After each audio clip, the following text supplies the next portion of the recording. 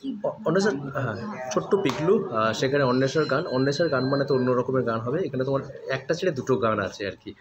গানগুলো কেমন ছিল এবং ছবির সাথে কতটা রিলেটেড যদি একটু বলো।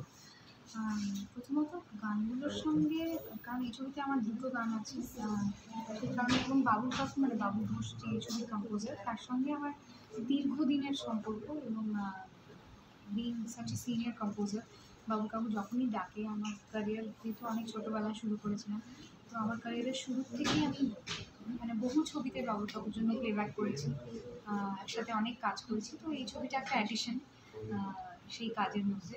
তো সবসময় ভালো লাগে বাবুল কাকুর সঙ্গে কাজ করতে। এবং তাছাড়া গান বাদেও ছবিটা ইন্টারেস্টিং এই কারণে, ছবিটা একটা সত্য ঘটনা অবলম্বনে একটি ছবি।